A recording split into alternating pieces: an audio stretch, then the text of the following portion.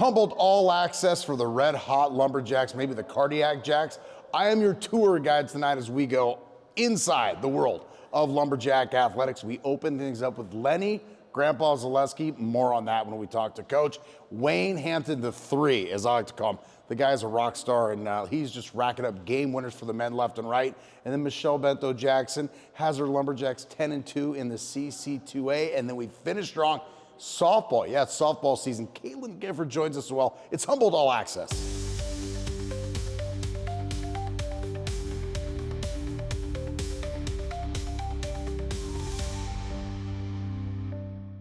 Head wrestling coach Lennie Zalesky right here, Humboldt All-Axess. Coach, you look younger already. I call it the coaching retirement syndrome. You know, I'm not going to be the first. The news broke earlier this week, but congratulations on an amazing coaching career and retirement. Well, thank you.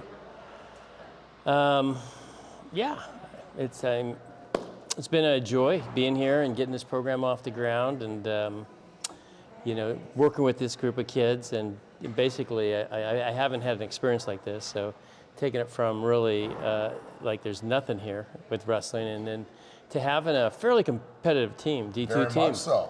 And you know, got a wrestling room. We got, you know, people following us. So I think, you know, really good days lay ahead for the wrestling program here in California. Yeah, for people that don't know, I mean, the intention was really for you and your brother, and correct me where I'm wrong. Yeah. I usually am somewhere along the line.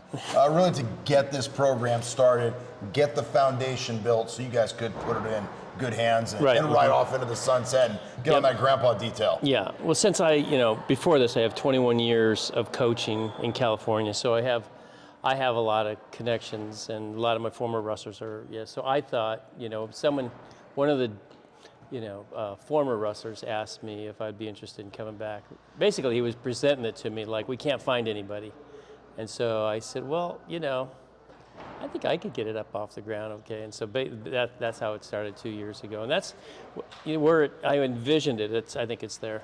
What was the biggest challenge to rebirthing a program? I think the biggest challenge was recruiting the first year. So the questions, I mean, they want to know, who's my workout partner? Well, I don't know, you're the third kid that came to campus. Well, who are we wrestling next year? I don't know, I haven't called in. We don't have a schedule yet. Well, where's our wrestling room? Well, we don't have one, you know. You know, those are good selling points.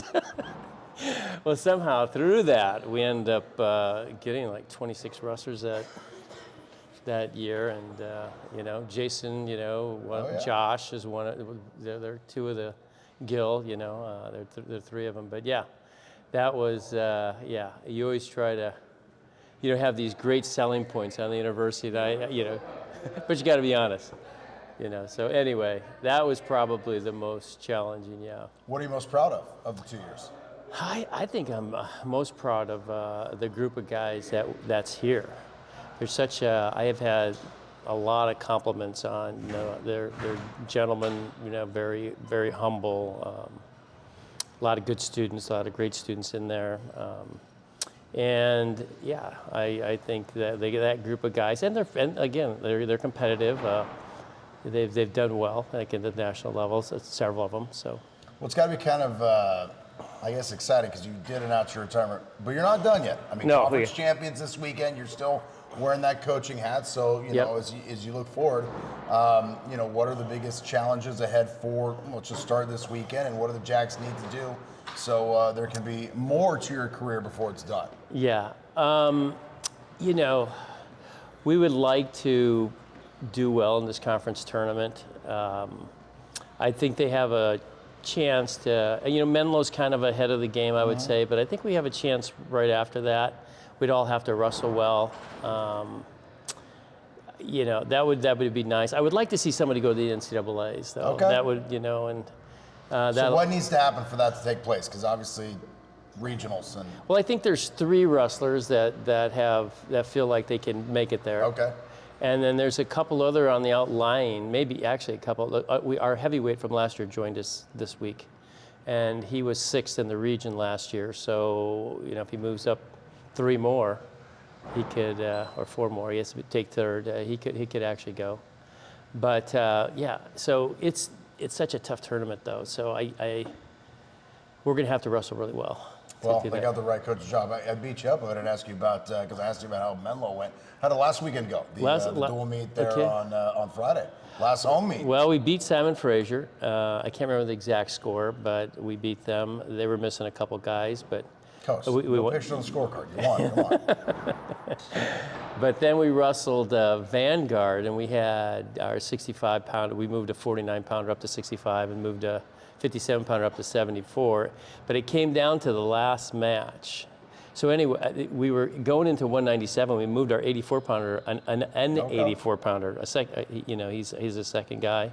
Moved him up, and he ended up getting a pin when he was getting beat. So that was really exciting. Kind of hopped over, did a move that we didn't teach him, but he hopped over, pinned the guy, and then it came down to the heavyweight match, and it came down to the last 20 seconds. I mean, from a fan perspective, that's what you want, right? Exactly. You want it coming down to the final match, and the big fellas are going to decide it. Yep. So anyway, he just took this guy down. This guy's a small freshman, really, for a heavyweight, and this guy's a big heavyweight. He just took him down, let him up, and if you take him down again, he's got 20 seconds to take him down, he would win, and then we would win. But it fell short to that, but he gave it a good effort. I love it. Well, Vanguard, and you'll be back down there in Costa Mesa. I can think of worse places to go. Well, Coach, I will say congratulations, okay, but thank you. More work still to be done. That's true. Then we can call you Grandpa Lennie.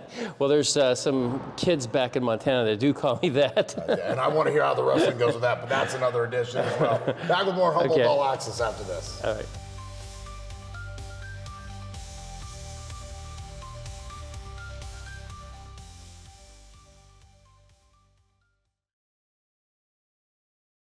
Well, the king of the cardiac jacks, he is here, Wayne Hampton. I called him the 3 after the Chico game, but officially it's Wayne Hampton, the 3rd. Wayne, let's just start right at that game winner against San Bernardino. 26 seconds to go. Did you ever doubt that you were not taking that shot? I was just gonna go with whatever coach drew up. So coach gave me he put the ball in my hand, so I made the play. Tell us about the play. Originally, Drew was gonna set the screen. I was gonna get the switch on the other dude. Then coach seen something else, had Zay come set it, got the right switch, and I was able to get my shot off. Do you know it's good when you let it go, or how you know? A little bit. You know. I mean, I know when it feels good, but sometimes it can go in and out. You never know. And then let's be honest, it had to feel good to beat San Bernardino, Definitely, a coaching staff that recruited you, so I'm sure there's still some love there. We got to think, if those guys don't recruit you, you're not beating them. But what did it feel like to be Coach Tift and Coach Billups, the guys who brought you in and changed colors? It felt really good. I got nothing but love for them, though. They gave me the opportunity to come here originally, but it felt good to do that. Yeah, definitely. It had to be a little bit of shit. All right, you guys just keep coming back in games. I mean, is this rope-a-dope? I'm sure Coach Broom would prefer you guys maybe to start a little quicker, but just talk about the mentality of this team. Why do you think you fall behind? And then why do you guys manage to keep able to bail yourselves out and get these W's? It can be a combination of different things, but you can look at it as a positive and a negative. At least we pulling them out. You know what I mean? I'm loving it. Trust me, from my vantage point, Wayne, I love it, but I'm not coaching. Exactly. Coach DJ, he don't like it. But, I mean, I feel like it's good to win close games because there's a lot of teams that lose close games. Right. And their record doesn't show, but ours is opposite. So we win in close games. I mean, of course, we don't want them to be close every time. So we working on little stuff, especially defensively, because we know we can score, just to tighten up and hopefully win by double digits. For you, obviously, I'm sure it's frustrating last year when you're in street clothes, you see the team out doing their thing, and you want to play. People probably nod at you, say hi. And then this year, you weren't getting a lot of run at the beginning of the year. A couple guys get sidelined, and you kind of introduced yourself to the Lumberjack world against San Marcos, and you haven't looked back. Talk about just your perseverance and hanging in there. I mean, it could get hard. I mean, being an athlete, getting older, it's tough. But, I mean, I just stayed level-headed. I stayed focused. I got good people around me, so they were just telling me just stay positive, your time gonna come, and it came. So how do you stay, because I would imagine, they would never look to me, but let's say they did for the sake of the year. I'd want to try so hard when I got that opportunity that I'd probably just, it would be an absolute disaster. How did you stay calm and just play your game and not try to overdo it when your number was called? I mean, I've been playing basketball a long time, so it just comes with rhythm. Then once you find the rhythm, you just keep it. You know what I mean? So Hey, it happened, so I can't really think about what I was thinking back then because I don't remember. Speaking of guys who waited their turn, and I'm sure they're going to want more turns, but how proud are you of Dennis, Cash, Definitely. and Tyree McNeil, you know, guys who haven't Definitely. getting a lot of run. Yeah. Dennis gets his number called against Pomona, gets a stop, gets the game-winning basket, sure. and then Tyreek, the freshman, he came up with 10 huge points against Sanborn. Sure, both of them. We need both of them. They bring a different element to our team that you guys can see.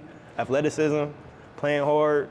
You know what I mean? One's a youngster, one's a little older. Yes. So it's a combination of both. You know what I mean? So hopefully they're gonna keep it up. They're going to. So. Yeah, well, I remember Tyreek breaking that rim against Jessup, so I'm ready for him to. He gonna break it some more, yeah. So we just keeping it going. I love it. Okay, this team, I'm the first to admit, I didn't have huge expectations. New group of guys and how tough it can be. You guys are 9-3 now, and just have blown my expectations away. I imagine it's different in the locker room. How far can you guys take this thing? I mean, we played every team once so far, and I haven't seen a team yet that's just, I could say, is that much better than us. I know East Bay caught us. They caught us when we was at our highest. You know what I mean? We went on a win streak. They Feeling yourself a little bit? Feeling ourselves, and they smacked us. Humbled. You know what I mean? Humbled us. Yeah, but we needed that. So we know what we up against now with every team in the league. So we feel like we can win it all. And with that said, a lot of these teams you're going to see on the road now that you beat here, they're going to want a piece of you guys as well. Definitely. How do you play with that edge, knowing you've kind of gone from the hunter to the hunted? Like you said, a lot of those games was close games. So us being able to play them first, now we playing them again. Now we know what to expect. They know what to expect too, but that still wasn't our best games. You know what I mean? So I feel like we can really just show a different element this second half of the league. How much better can this team get? We can get way better. There's still we still have a lot of lapses, like turnovers, not rebounding, you know what I mean? And we still pulling out games. So once we clean up the little stuff, we're going to be right there with everybody. All right, I'm going to ask you to finish this statement. The Lumberjacks are playing their best when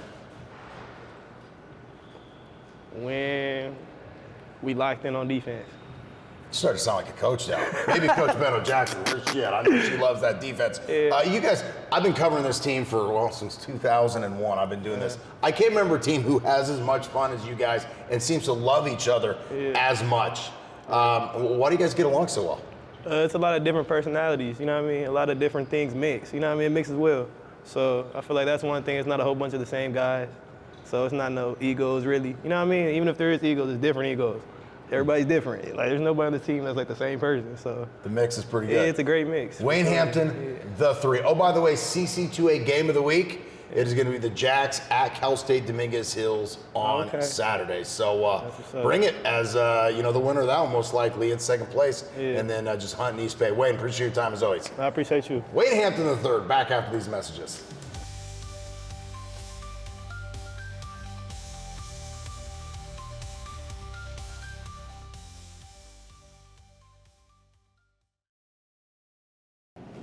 Pleasure to be joined by Michelle Bento-Jackson, head coach of the Cal Poly Humboldt women, who are now 10-2, beating the number 10 team in the nation. I'm told only the third time women's basketball has beat a top 10 team in the nation, and they've all been under your tutelage, I believe as well, Coach. So kudos to that. But with that said, let's start with the Pomona game. I know you were. I was nervous coming into it because I was like, man, you lose the two to Chico. You have an undefeated team rolls in here. This thing can get sideways quick. But you answered the bell, you got the win. Take us through that one and how important it was for the program, for the psyche. Absolutely. In fact, obviously coming off the two losses, as you had mentioned, in particular the second loss against Chico, we just didn't play well. And not only, as always, not only did we have a good film session, but we just had a good team conversation in general. And kind of the word after that was just we need a reset. And I explained to the team what that means, and we talked about what does that look like to have a reset. Let's not just say it, but we really got to apply it. And I thought the girls did just that. In our practices after the two Chico games was we did a reset and just kind of reevaluated some things in areas and really got their confidence back up to face Pomona on that Thursday. So they were ready to go. It wasn't a case we talked about winning's the alternate deodorant, right? Well, when you're losing, things can smell a little more. So it didn't get chippy or a little hectic maybe on the ride home or practice that week. I'm impressed that the girls were able to, I guess, keep the same mantra. They did, and this might sound a little strange, but even during the men's game at Chico, just you learn a lot about your team when you lose too. And I'm always very observant in those situations. I want to know, is this loss affecting us? Right. As individuals and as a team. And, you mentioned the ride home. I'm not sure my van said a word. But that's a good thing. That's a good thing because. You don't want TikToks getting made in the back? No, I do not. But it showed me that, obviously I know that they care, but that it really affected them. And it affected them, but not in a way where we were just going to, put our head between our legs and not compete, not fight back for the upcoming week. And the girls did just that. Obviously, huge win for them. And then you come out and you validate it. I like to use the golf term after a good round or a good score. You got to validate and back it up. And you really handled two things I loved about the San Bernardino win. The game that would never end, okay, for starters. And then, look, I'm the last person who should be talking about coaching, but it just seemed like they were throwing everything against the wall with the lineups to see what could stick. And then obviously got a little chippy too, which I love, but I don't know how you feel about that. Well, after having an emotional win on Thursday against Pomona, one thing I told the girls after the game was, of course, I wanted them to enjoy every minute of it, but we can't dwell on that. And to be honest with you, with social media these days, all these posts and videos and everything is going up on Friday. And of course, as a coach, I'm like, man, I got to keep the team focused. We got to turn this thing around in less than 48 hours and get prepared for San Bernardino. And that's challenging, and especially with social media today. So we had that conversation and just kind of refocused them. And they came out. The game was it was just a weird game. They did kind of, try to get us in different ways. And I thought our girls kept our composure for the most part. And, in a weird way, I'm glad that, we weren't punks. We stepped up and we defended ourselves and we stood up for ourselves. And in that regard, I was actually really proud of our team. Yeah, because I think they were a team who realized they were beat. So they're like, all right, well, we're going to get some words in or maybe a little extra of this or that. And, your girls waited till it was cemented and finally said, hey, we've had enough too. Yeah. Social media, you mentioned that. I don't know how many times it's only been around forever now, so I shouldn't be asking. But what conversations do you have with players about social media and how it, look, obviously they're kids, they're going to be on it, but how you don't let it affect what happens on the court or however you handle it? It's very hard. It's very hard. I would love for everybody just to stop doing social media during the season at least.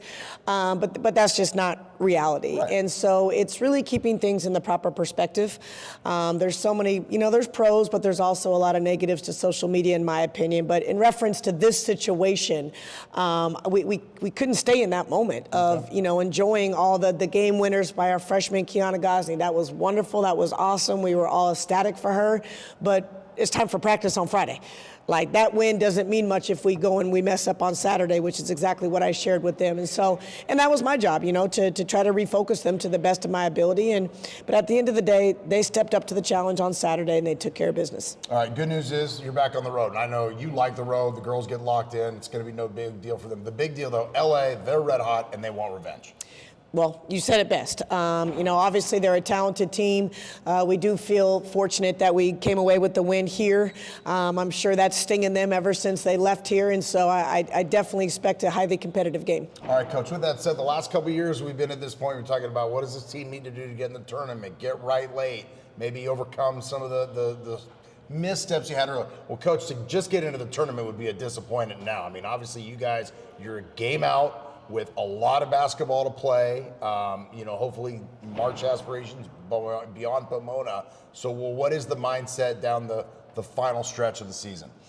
And that's exactly the conversation I had with the team yesterday. I mean, obviously we've played Chico twice, but this is the second half of conference play.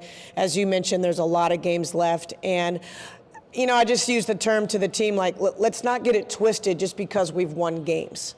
Ultimately, we want to be playing our best basketball, and we have yet to do that, and we are still too inconsistent in certain areas. And sometimes, that can be overshadowed by the W, which obviously the W is great, but, executing our defensive game plan, taking team's best players out. We haven't done a great job of that. And that was my conversation with the team yesterday, that we have to understand this is going down the stretch, and all these small details that Coach B always preaches, they matter. They matter, and I don't want us to have any regrets in that regard. So we're still striving to become the team that I think we can be. I think Coach B knows what she's talking about. Hey, listen, everybody, it's going to be 5:30 this Thursday. Jacks at Cal State LA for for it's going to be a Titanic battle. I can tell you that. It'll be live on ESPN 107.3 and KTA1340.com. Coach, appreciate it. We'll see you in SoCal. All right. Thanks, JB. Back after this.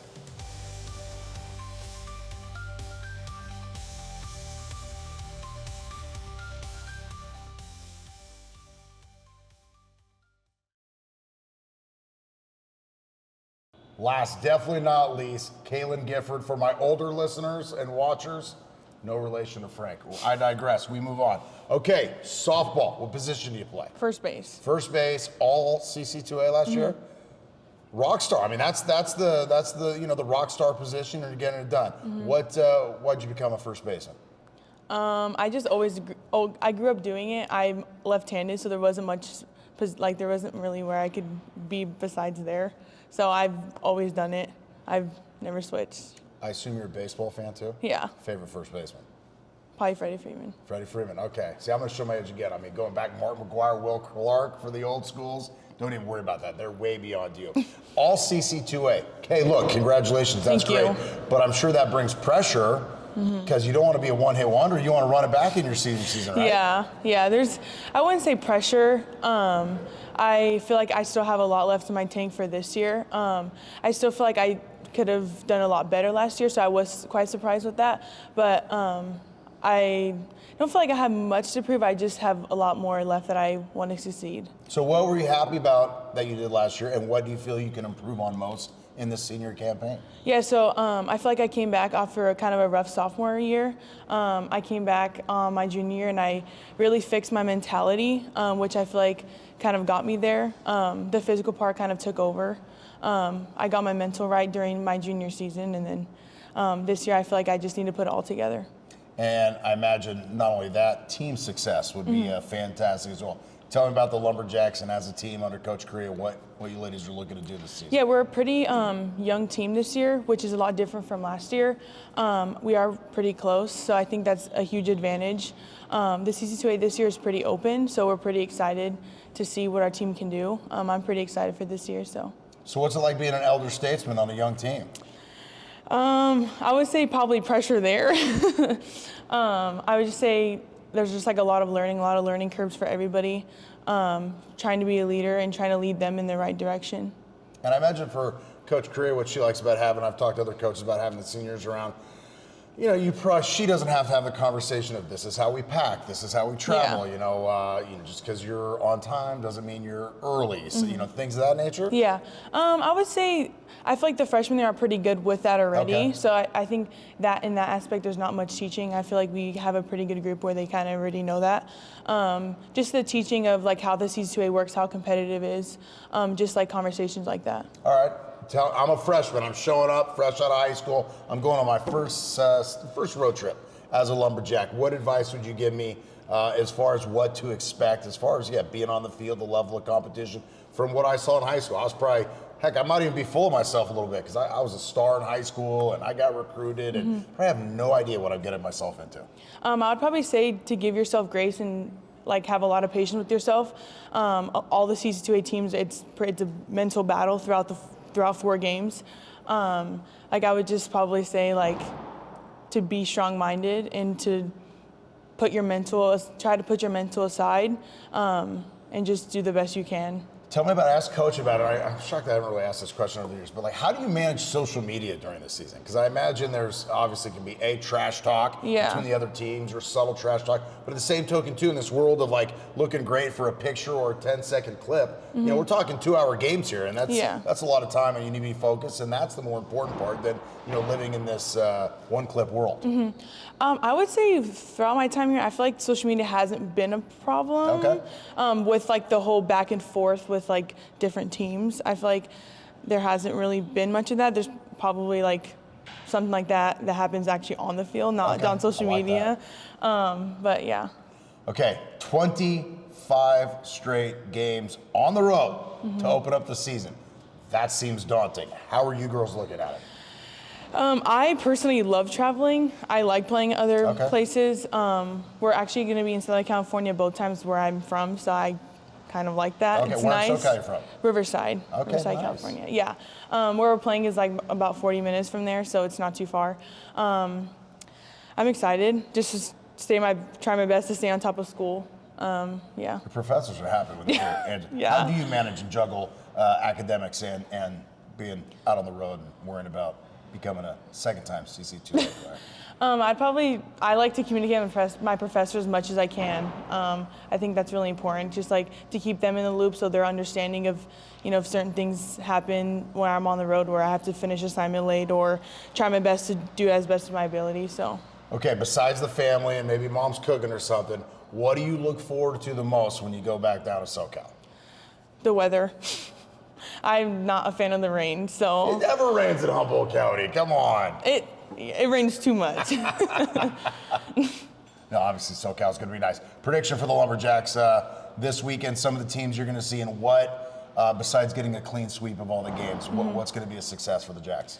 Just playing together. I think that's gonna be really important.